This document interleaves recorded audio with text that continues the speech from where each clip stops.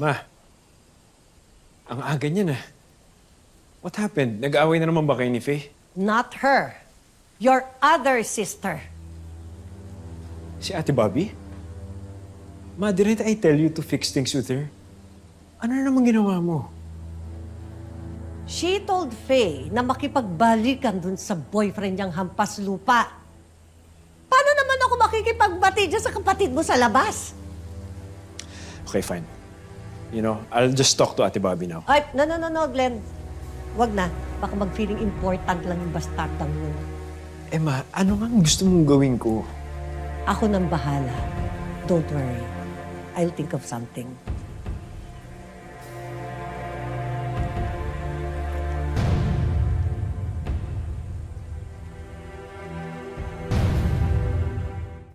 Pasok.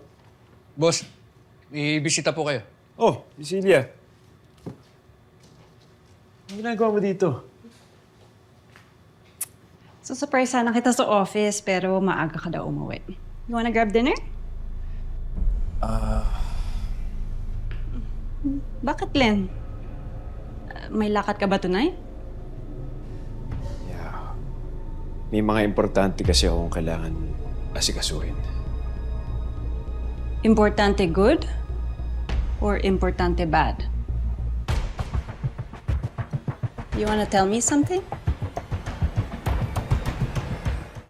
Bakit ngayon mo lang sa akin nabanggit to, Glenn? It's my family's problems. Ayoko ma-involve ka. But I wanna be involved. Especially when it comes to Faye.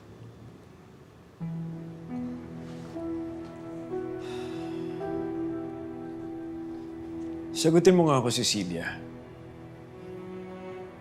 Mali ba kami ni Mommy for not liking Vince?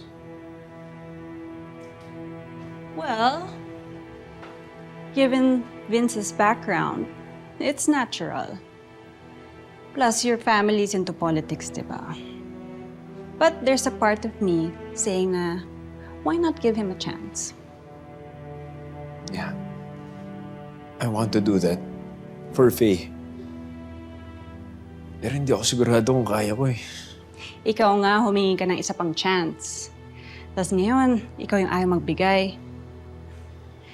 I'm sure mas malala yung ginawa mo kaysa kay Vince. You're right. Kung ako nga kaya ko magbago, dapat maniwala rin ako na kaya magbago ni Vince. Anyway, ngayon alam mo na kung bakit gustong-gusto kong umuwi na maaga palagi.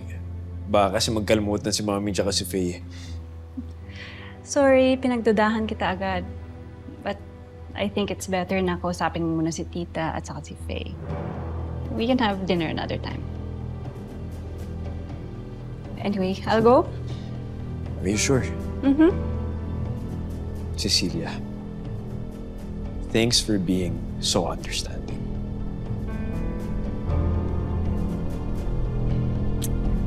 See ya.